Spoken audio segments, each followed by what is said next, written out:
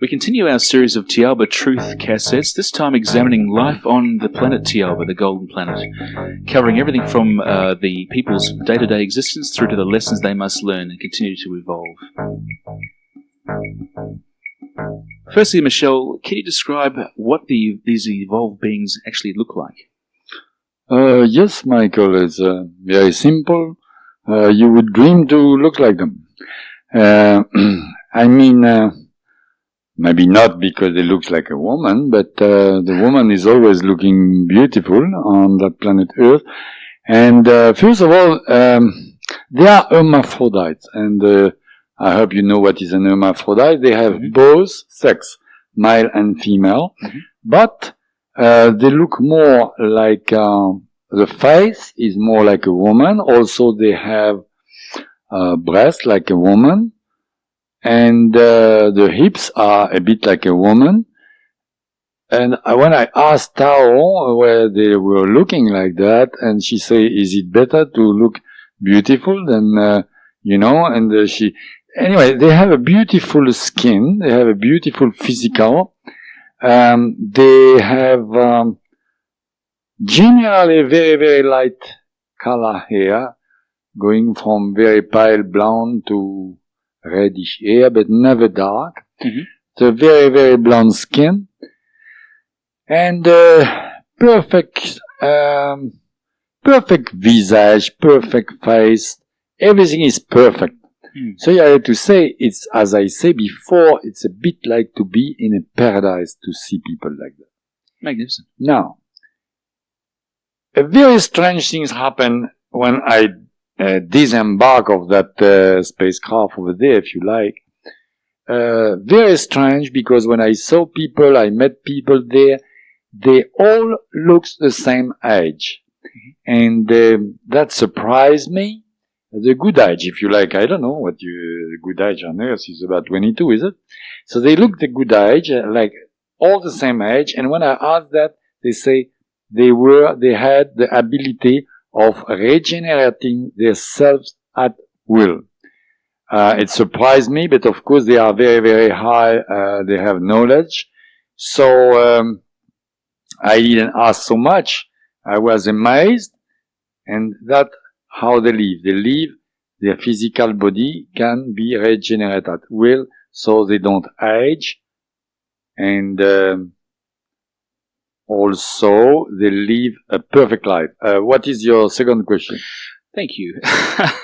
My second question, Michel, is this. Also from reading your book and also from what you just mentioned earlier, I understand that, for example, they have, I guess, what I would say is Arabic golden skin, European blonde hair, if you like, Asian almond-shaped eyes, and a Negro nose, if that's not a bad summary. No. I'm sorry, you didn't read the book properly. The Negro nose is not in it's not? in my book, because I talk about Arabian blonde skin and so on. It's only to give the most as I can give information of the reader as a comparison with things we know on this planet. For me, it was very difficult to describe it. First of all, I'm not a professional writer. I've done my best. And even with the help of Tao in our language, how can I compare? Because even if I use, I don't know, special words, nobody's going to understand me. So I compare. The only thing I'm teasing you, gently, don't worry. But of course you read the book. But the Negro, I don't think I put that in my book, because they have an aquiline nose, a pretty straight nose, a bit like the Greek people on the statue. You see the old-time statues. So they don't have that negroid nose. There's nothing wrong with the negroid nose. I mean, these marvelous, beautiful people who are black on that planet, and I admire them. They're very beautiful, but that their eyes and their proportion, the color of their skin, the shape of their nose or the lips or whatever, that for them and for us, we look at them, they're beautiful.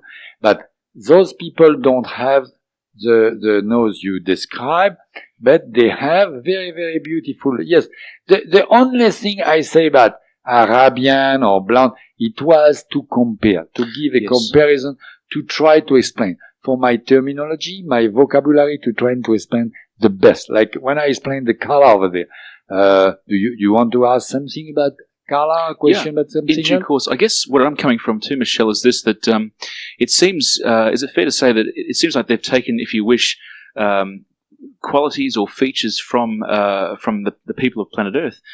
My question to you is this, that it says also in your book that you saw, I think, something like 200 different ET beings. Some of them you describe as being of reptilian in nature. Now, why is it that these evolved creatures look so much like such unevolved creatures, e.g. people from planet Earth, rather than, say, a reptilian humanoid? Be careful, don't make a mistake there. You say, they looks like unevolved creature. Don't look at the cover of the book. Because it's not because they are reptilian skin, they don't have a great astral body inside their reptilian body. The answer is very simple. They maybe look a bit funny, and those people were, first of all, we have to say for your audience, those people you mentioned were in a sort of what we can call, again with our terminology on this planet, a wax museum. Yes. It was about 200 people there, floating in the air by levitation, dead, and they coming from all different planets.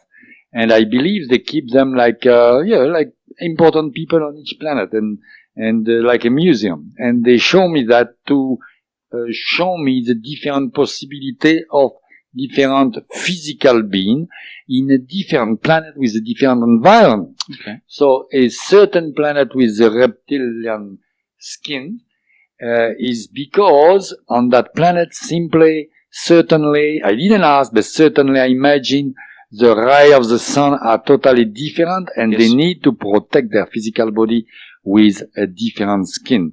You know that even animals here adapt or disappear because it's a change of environment. Exactly. Okay. So all those different people, I saw effectively very, very short aliens with about 50 centimeters high, tall one, big one, a reptilian, same with one eye, etc. Was what they explained to me when I asked the same question you asked me. I asked how. It was simply because all those different aliens live in a different environment. That is the only explanation. Very simple. But be very careful.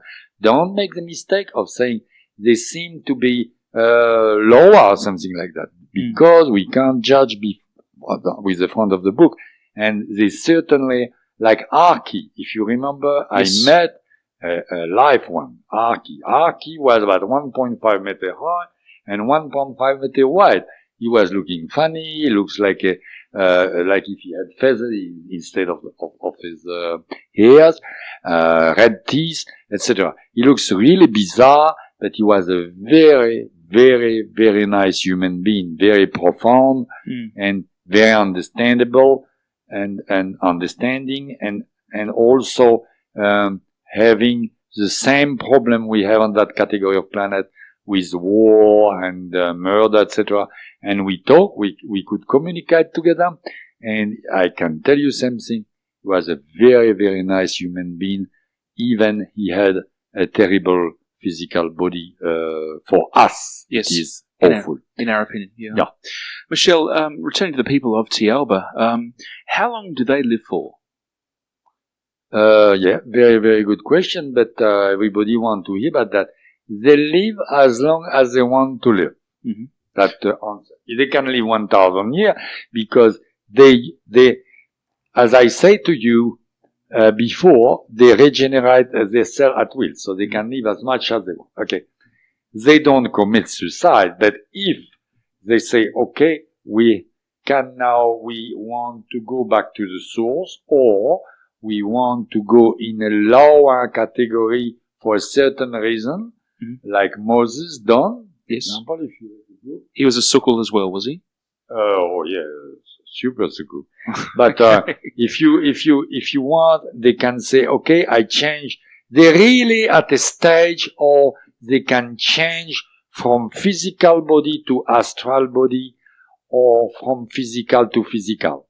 But again and again, we have to be very careful of any judgment, of any people taking a different life or a different choice of life, because it's very particular and very private between their higher self and their self at the moment. But to answer finally to your question, they live as much as they want to live. Okay. Michel, you also mentioned in your book, and I think we've discussed it on the program already, that Thiaoouba is one of 3 of the most advanced planets in our galaxy. Yes. Yeah. How long has that actually been inhabited for? I didn't ask that question. So for people who listen to us and say Michel answer to every question, I am honest when I don't know the answer. I didn't ask. We got you on one then, that's good. Yeah, you got me on one. You're maybe the first person to do that. I'm going to go for 2. That's very good because you got a special question. What about the planet itself? Can you describe, I guess, very, very briefly, some of the physical that's what I say. characteristics? It's a bit like I think everybody got the idea of a paradise. It's the first of all, the what do you call the publishing wanted to call it abduction or Thiaoouba prophecy, but I wanted to call it myself the golden planet. It's the reason for that. When I first saw it in a spacecraft by we can call television if you like, on the panel, appearing there, it is a halo of golden. You know, if you go in a Blue Mountain got a sort of misty blue. Yes, beautiful. Over there, everything around the planet, everywhere, is a sort of misty golden. It's very, very beautiful. First. Secondly, the air, everything is like crystal pure. And the water, of course. The trees seem to be, in the daytime, the light came out of the leaf of the trees. If you imagine, we have example 10 different or 15 different shade of red. As I say in the book, over there you got 100 different. It's incredible, the beauty. Of course, the gravity were absolutely different. Like I weighed 70 kilo on the planet Earth. Over there I weighed about 47. So everything is gigantic. The very gigantic trees, gigantic butterflies, gigantic birds. You would really love to live there. It's a real paradise. Everything, you know. Also, of course, they have tremendous technology. Like an idiot, when I went on that island, I say, "Oh, do you have a well or a boat to take your water?" Like in Cairns in Green Island, we bring it by tank, you know, the water. And they laugh at me. They say, "No, here, Michel, we transform the air into water." My goodness. Yeah. So that is very good. Now, do you have any other question? Gee, I had quite a few. Thanks for that. Who's running this program? Michel, I'm curious also about, I guess, the lifestyle of the average Thiaouban. You mentioned it's paradise, but at the end of the day, well, from my Category 1 viewpoint at least, at the end of the day, we've still got to work to earn a living in order to enjoy ourselves. I don't know what they do because I think it seemed to me everything is organized a certain way. First of all, they don't have money. They don't know what is money.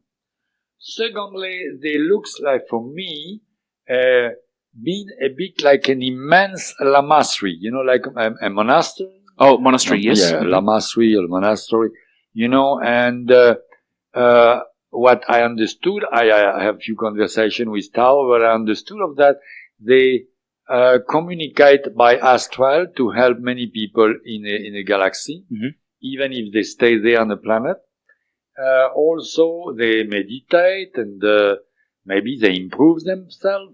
Also, for the information, they don't have books, they don't have pens, they don't have paper, and if they want, if a person who has more knowledge than the other want to give information to his peer, English. Yep.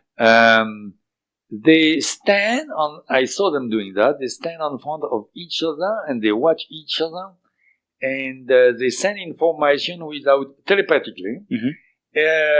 I asked her, and she told me that it is like absorbing, like if it is a blotter, you know, they absorb information in front of each other, like a sponge, by hundreds of thousands of words, if you like, the information without even talking. So they don't need a book, they don't need a computer. It's a bit like, I'm not good in computer. You are certainly better than me, but I think it's a bit like a disk on a computer, which can inscribe information very, very quickly. Mm-hmm.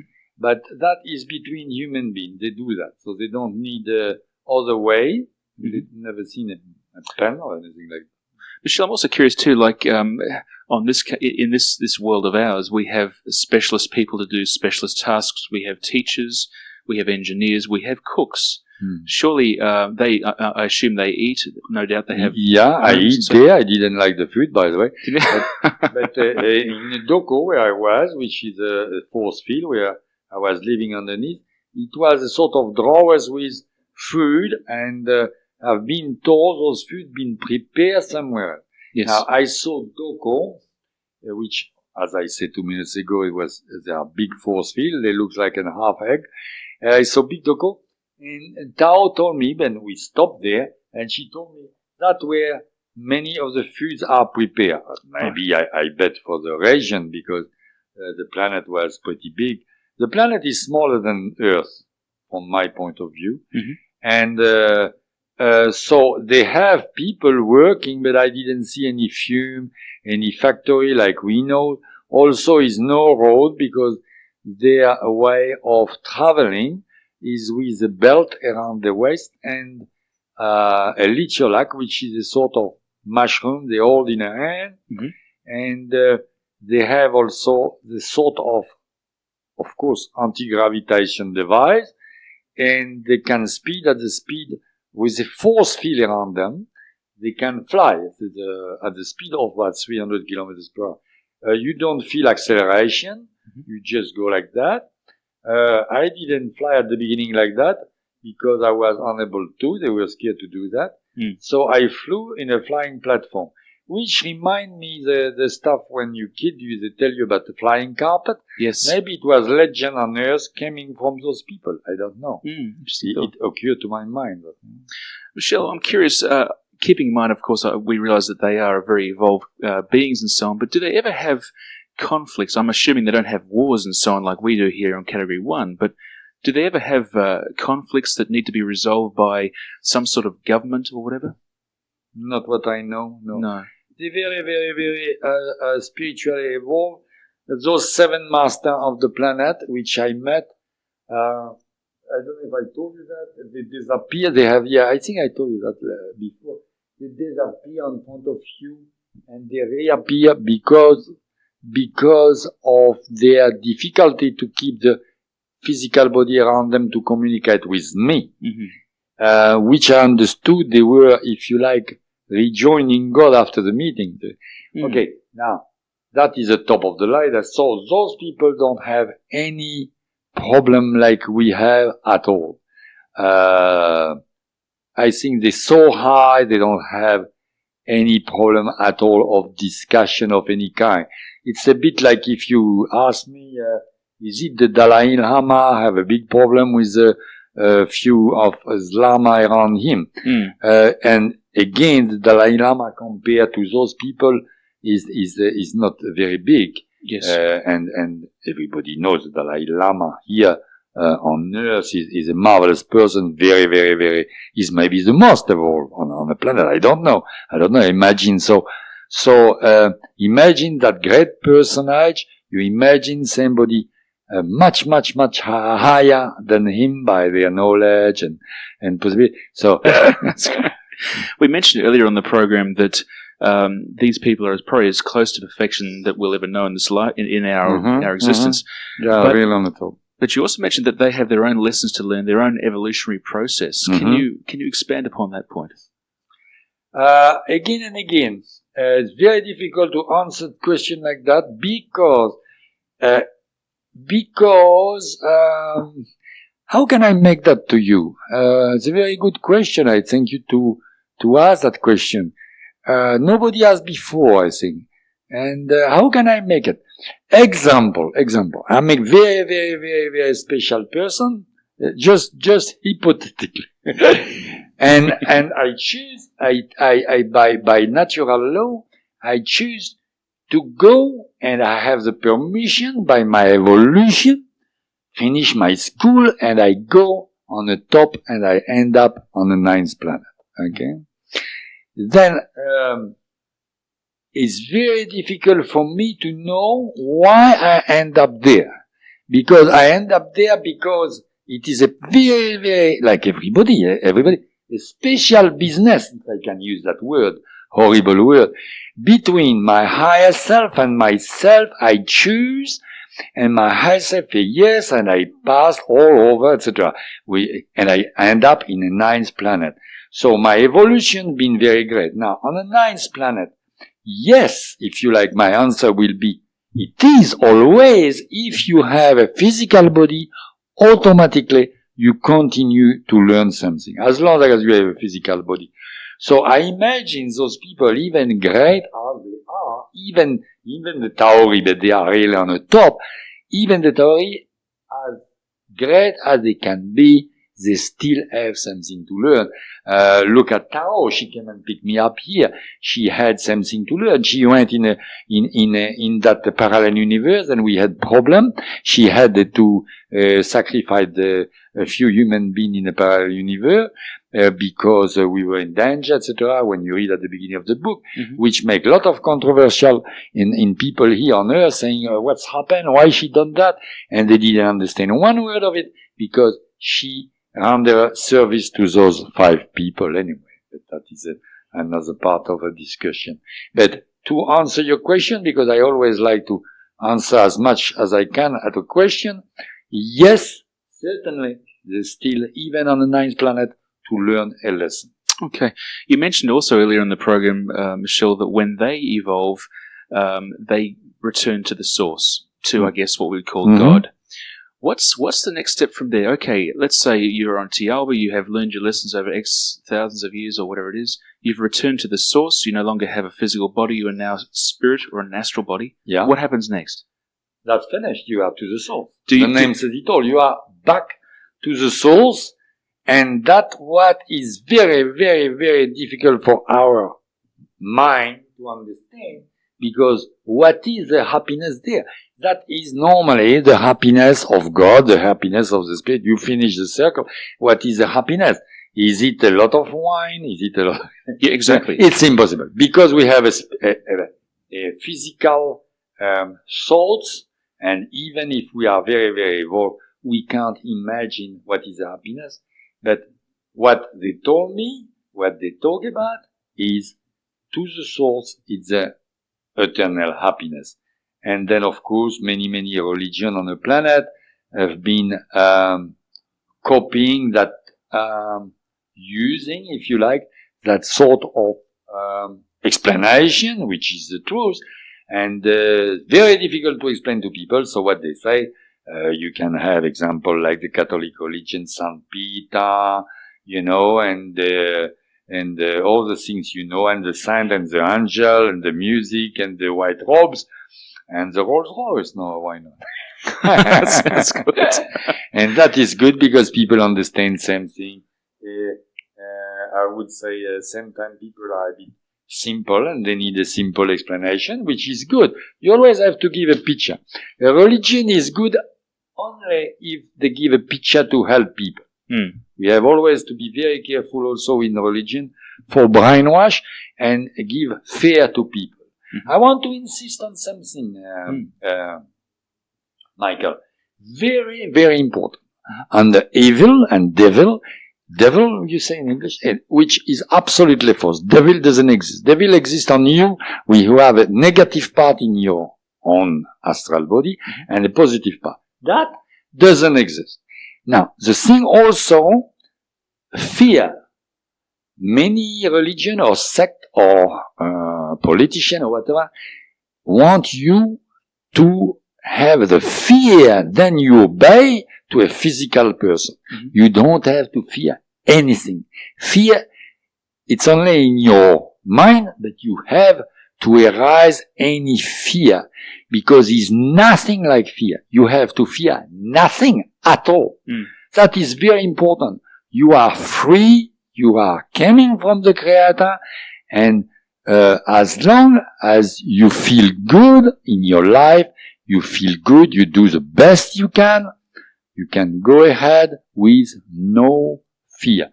Fear is a weapon invented by many sects or religion or politician or dictatorship, etc., to brainwash you, to force you to do something you don't want to do. But what is in your heart, what is in your will, what is your common sense of good conduct, that's what you have to follow. Okay. Michel, you've actually just preempted me too. I had another question beyond the devil, which is good. Thank you for that.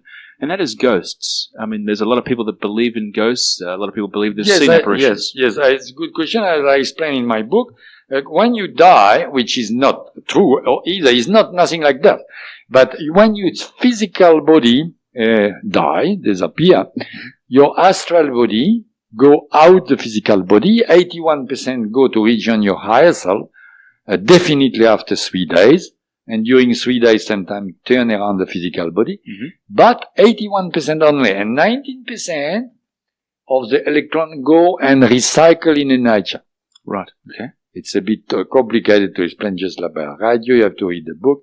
And those 19% same time are recycled, same time stay a bit longer around the place where you had lived for certain reasons. They don't want to go. And that is what we call a ghost, because it's electronic stuff. It's a part of the astral body. And some people can see that and they call it a ghost. Now, when they say the ghost, I'm sorry for some people who don't want to or believe on that, but I'm sorry for them, but it doesn't work like that. They say the ghost can move bottles or move things and do noise. It's about impossible because it's only astral. It doesn't have any strength to do that. Okay? And you don't have to be scared of about any ghost like that, but it is possible. But can in fact a ghost, if you wish, this 90% of electrons which are left on this planet, can that actually affect emotionally, let's say, people with a physical body? In other words, can you feel pressure on you? Can you be annoyed because a ghost... Not for long.